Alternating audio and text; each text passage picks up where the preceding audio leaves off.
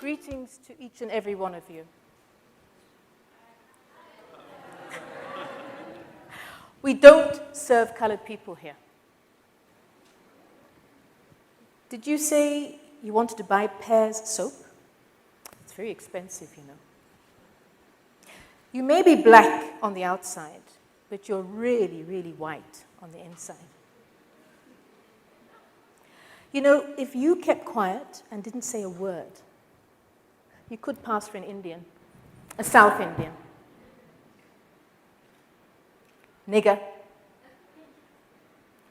Do any of these words sound familiar to you? Have any of you had any of these words directed at you? Do you remember how you felt? Angry, perhaps? Well, I've had every single one of these directed at me during the course of my life. I've been told who I am, where I could be, what I could do, and most amusingly of all, as if almost magically I could be transformed from who I am to somebody who is more acceptable to the speaker. Do you think that's right? Well, I was born in the Bechuanaland Protectorate, which is present-day Republic of Botswana. And when I was a few months old, the family moved to England. We returned home when I was about 5 years of age. And when I came home, I was treated like an outsider by the other children because I did not sound like they did. For my university education, I went to South Africa at the height of apartheid. And I was treated like an outsider there by fellow black students because I did not sound like they did. For my postgraduate studies, I went to England and I went to India. And in England, I was treated like an outsider because according to an Englishman, even though I was an African, I sounded as though I was on Radio 3. And in India, I was treated like an outsider because I was an African vegetarian. In fact, somebody once said to me, "Tell me, is it true that the fingers are the tastiest part of the human body?" To which I responded, "I wouldn't know, I'm a vegetarian." So upon my return home to begin my professional life, I was treated as an outsider by some because my father had a long, long time ago been a senior civil servant. And so you see, for most of my life, I've experienced being treated like an outsider. These experiences really got me thinking about who I am. These experiences got me thinking about self-awareness. They got me thinking about awareness of others and the link between those two spaces of awareness. And so today, I'd like to share with you my 3 keys to self-leadership. You may ask, why self-leadership? Well, because in my over 23 years of working with the poor, yes, the poor, that group of people who often struggle to catch the proverbial last train leaving the station, we all know about. The poor, that group of people who are often blamed for holding back progress because they need assistance. In my over 23 years of working with the poor, I've come to ask the question, why? Why do we make such unconscious choices? Why do we live with such unconscious complacency? And why, thirdly, do we accept unconscious conformity, which appears to have now become a new normality? I had a chat with a lawyer recently who works for the government, and one of her jobs was to ensure that anybody who takes the life of another intentionally and unlawfully is intentionally and lawfully put to death. And you know in Botswana, this is done by hanging. She also told me she had no choice but to do her job. I, of course, challenged her personal choice-making. I pointed out to her that she had chosen to study law, she'd chosen to work for the government, and she'd chosen to uphold a law which states that whoever intentionally and unlawfully takes the life of another will intentionally and lawfully be put to death, unless, of course, there are extenuating circumstances to explain the crime. She could not now try and hide behind her choices, consciously or unconsciously. She then told me that she'd recently been experiencing discomfort. Discomfort so great that she'd requested an interdepartmental transfer. So why the discomfort? Because she'd come to realize the consequence of her choices on the lives of others. Of course, I congratulated her heartily because I thought, great. Why did I congratulate her heartily? Because I love discomfort. Discomfort can force thinking, as opposed to comfort, which easily leads to complacency. The organization for which I work, Ditshwanelo, the Botswana Center for Human Rights, brought an urgent action before the court in 1999. And the purpose of that action was to prevent the impending execution of 2 indigenous men. They'd been found guilty of murder. They had 24 hours left to live, and their graves had already been dug. In Botswana, the bodies of the executed are buried on the prison grounds, and the families do not attend the burial. However, in the case of these 2 men, they were eventually released after a 10-year stay in prison. They were released by Justice Guduwalia, who had concerns about the fairness of their trial. However, long before that decision by the judge, I decided that it was really important for me to meet the family of the murder victim. This was much against the wise counsel from my own family and my colleagues in the office. What were they concerned about? They were worried about my safety. Nevertheless, I found myself sitting in a room filled with relatives of the deceased. Relatives racked by deep pain and sadness at the loss of their loved one, but also filled with deep rage.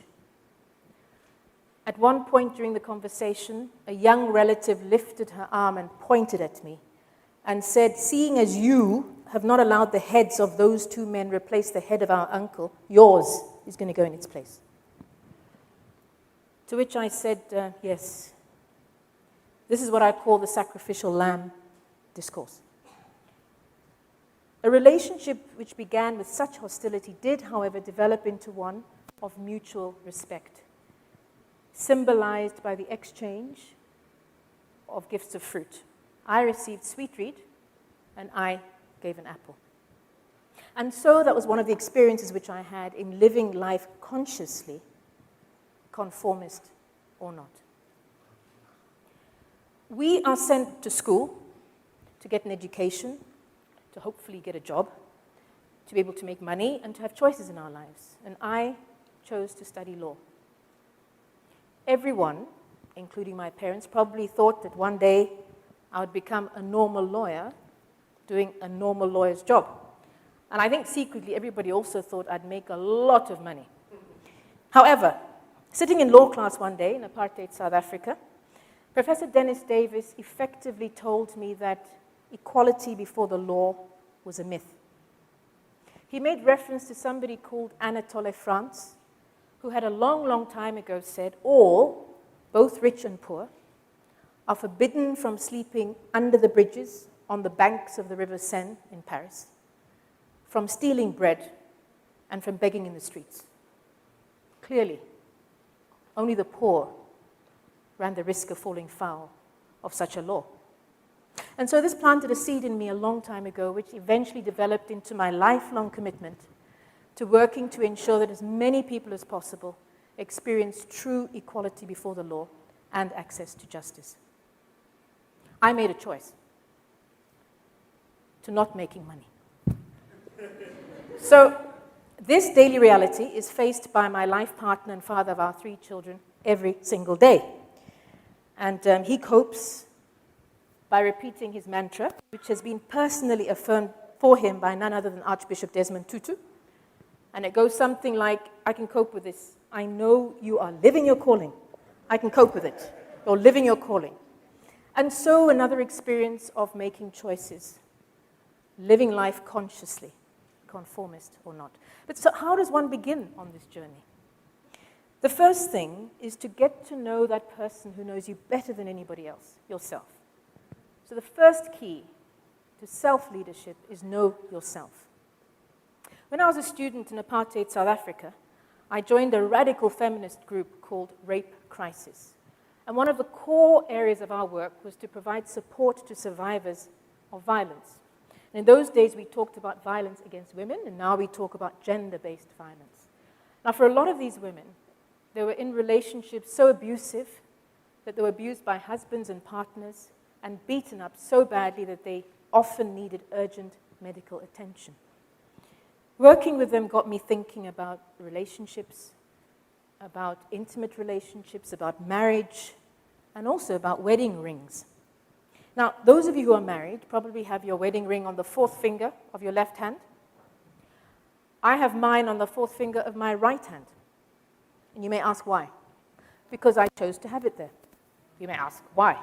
Because I'm right-handed. I also chose not to trade in my name.